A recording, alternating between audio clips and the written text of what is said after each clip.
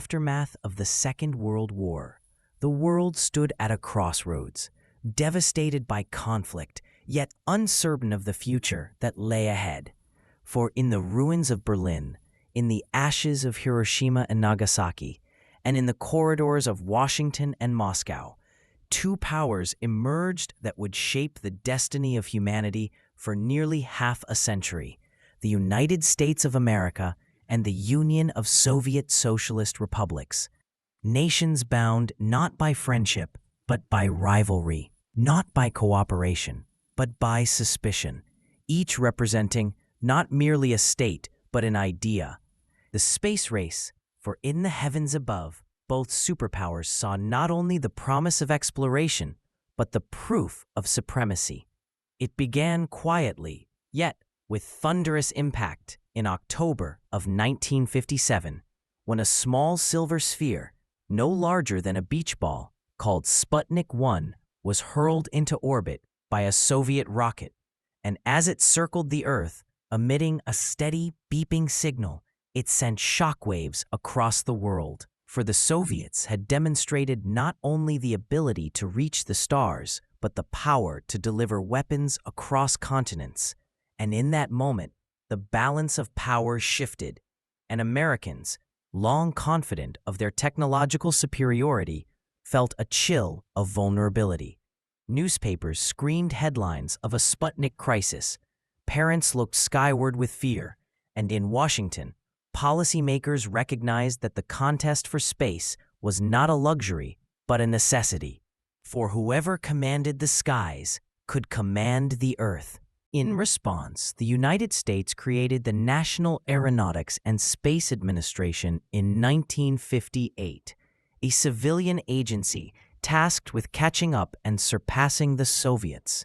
And thus the race intensified, marked not by cooperation, but by one-upmanship, each triumph by one side answered by determination from the other. The Soviets pressed forward, launching Laika, the dog, into orbit, then in April 1961, stunning the world again when Yuri Gagarin became the first human in space, circling the Earth in Vostok 1, his name instantly immortalized, his words, "Poyekali," let's go, echoing as a symbol of courage and national pride. In America, the reaction was swift, and President John F. Kennedy, standing before Congress in May 1961, declared a bold challenge. "I believe that this nation should commit itself to achieving the goal, before this decade is out, of landing a man on the moon and returning him safely to the Earth."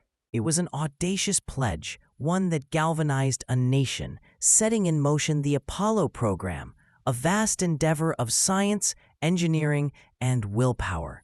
Yet the road to the moon was not straight, nor was it smooth, for the United States stumbled in the early years, rockets exploding on launch pads, astronauts lost in tragedy, as in the Apollo 1 fire of 1967, while the Soviets advanced, with cosmonauts staying longer in orbit. With the first woman, Valentina Tereshkova, soaring into space in 1963, with Alexei Leonov conducting the first spacewalk in 1965, floating untethered against the blackness of infinity. The rivalry was relentless, each side seeking to prove its system superior, not only through ideology, but through the spectacle of exploration. Yet by the late 1960s, the tide began to turn, as American technology, fueled by immense investment, began to leap ahead, culminating in July 1969, when Apollo 11 carried Neil Armstrong, Buzz Aldrin, and Michael Collins to the moon. And Armstrong, stepping onto the lunar surface, spoke words broadcast to millions. "That's one small step for man, one giant leap for mankind." The triumph was not just a victory for the United States, but a moment that transcended borders, reminding humanity of its shared capacity for wonder. But the Cold War was far from over, for while rockets soared, missiles multiplied, nuclear stockpiles grew, and crises loomed. from the Cuban Missile Crisis of 1962, when Kennedy and Khrushchev stared into the abyss of nuclear war and pulled back at the last moment, to the Vietnam War, where ideology was fought with blood and fire, to Berlin, divided by a wall of concrete and barbed wire, a scar across Europe. The Cold War was a conflict of paradoxes, producing fear and innovation, division and unity, peril and progress, and the space race, though born of rivalry, became one of its most enduring legacies. The 1970s brought a shift, a period of détente, as leaders sought to cool the fever of confrontation. In 1972, Richard Nixon traveled to Moscow, the first American president to do so, signing the SALT I treaty, limiting nuclear weapons, and symbolizing a moment of cautious cooperation. In space, too, there were gestures of peace, most famously in 1975, when American astronauts and Soviet cosmonauts met in orbit during the Apollo-Soyuz test project, docking their spacecraft, shaking hands through a hatch, and demonstrating that even amid rivalry, humanity could find common ground. Yet détente was fragile, and beneath the surface, suspicion remained. The Soviets continued to expand influence in Africa, in Asia, in Afghanistan, while the United States, bruised by Vietnam and Watergate, struggled to define its role. And then, in December 1979, the Soviet Union invaded Afghanistan, sending tanks across the border to prop up a faltering communist government in Kabul, beginning a war that would last nearly a decade, a war that many would call the Soviet Union's Vietnam, draining its strength. The invasion was meant to secure a regime, but instead it ignited fierce resistance from Afghan fighters known as the Mujahideen, who, armed with determination and later supplied with weapons by the United States, Pakistan, and others, turned the rugged mountains into a graveyard for Soviet ambition. For America, the Soviet invasion offered an opportunity to strike back indirectly. And under President Jimmy Carter, the U.S. imposed sanctions, boycotted the 1980 Moscow Olympics, and began covertly supporting the Afghan resistance, setting in motion a conflict that would bleed Moscow for years. The 1980s brought new leadership in Washington with the election of Ronald Reagan, a president who saw the Cold War not as a contest to be managed, but as a struggle to be won, who spoke of the Soviet Union as the evil empire, and who believed that American strength, economically, militarily, and ideologically, could force the collapse of his rival. Reagan increased defense spending dramatically, launched new weapons programs, and most famously, in 1983, announced the Strategic Defense Initiative, a plan to build a missile defense shield using space-based technology, quickly dubbed Star Wars by the press, though critics questioned its feasibility and cost.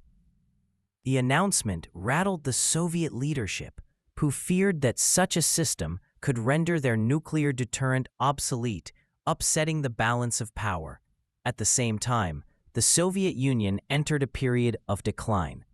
Leonid Brezhnev's long rule ended with his death in 1982, followed by the brief leaderships of Yuri Andropov and Konstantin Chernenko, both old and ill, symbols of a system unable to renew itself. The economy stagnated, corruption spread, and ordinary citizens grew weary of shortages, censorship, and the heavy burden of military spending. By 1985, a new figure emerged, Mikhail Gorbachev, young by Soviet standards, energetic, and determined to reform. His policies of glasnost, or openness, and perestroika, or restructuring, aimed to modernize the Soviet system, to allow more freedom of speech, to reduce censorship, to encourage limited market reforms, and to reduce the suffocating control of the Communist Party. But in opening the system, Gorbachev also unleashed forces he could not fully control. Reagan and Gorbachev met in a series of summits that would change the trajectory of the Cold War.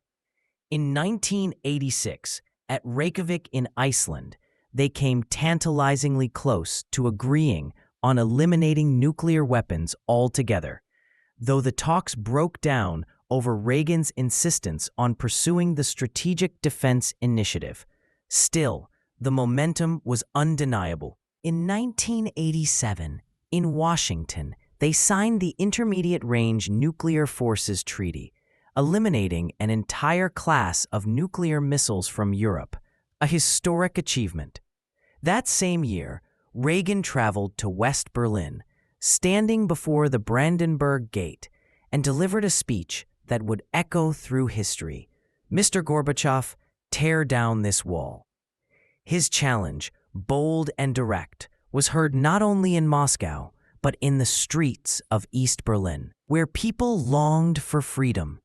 Meanwhile, the Soviet war in Afghanistan dragged on, costing tens of thousands of lives, draining resources, and demoralizing the Red Army.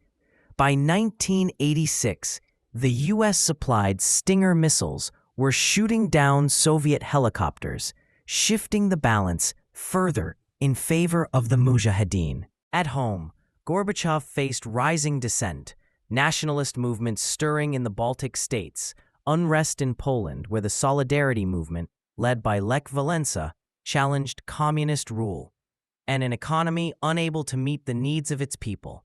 Glasnost allowed criticism that had long been suppressed, and soon the truth about Stalin's crimes, about corruption, about failures, came pouring out, eroding the legitimacy of the regime. By the late 1980s, the tide was turning. In 1989, Soviet troops finally withdrew from Afghanistan, their departure seen as a defeat. That same year, the winds of change swept across Eastern Europe. In Poland, Hungary, Czechoslovakia, Bulgaria, and Romania, communist governments fell, one after another, toppled by protests, by elections, by revolutions both peaceful and violent. In East Germany, the pressure grew unbearable, and on November 9, 1989, the Berlin Wall, that concrete symbol of division, was breached. Crowds surged, hammers struck the wall, families reunited, and the world watched in awe as a barrier that had stood for nearly 3 decades crumbled in a single night. For the Soviet Union, the end came swiftly. Gorbachev, still hoping to preserve a reformed socialism, found himself caught between conservatives who wanted to preserve the old system and radicals who wanted full independence. In August 1991, hardliners attempted a coup, placing Gorbachev under house arrest, but the plot collapsed when massive protests erupted in Moscow, led by Boris Yeltsin, who stood atop a tank outside the Russian parliament, defying the coup leaders. The failure of the coup sealed the fate of the Soviet Union. One by one, the republics declared independence, and on December 25, 1991, Gorbachev resigned, declaring the office of President of the Soviet Union extinct. The red flag with hammer and sickle was lowered from the Kremlin for the last time, replaced by the tricolor of Russia. The Cold War, after more than 4 decades, was over. The world had changed profoundly.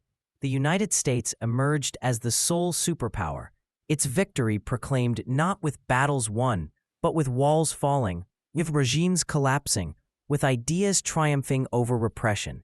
The Soviet Union, once a rival that had launched Sputnik and sent Gagarin into orbit, was gone. Its empire dissolved. Yet the legacy of the Cold War and the space race remained.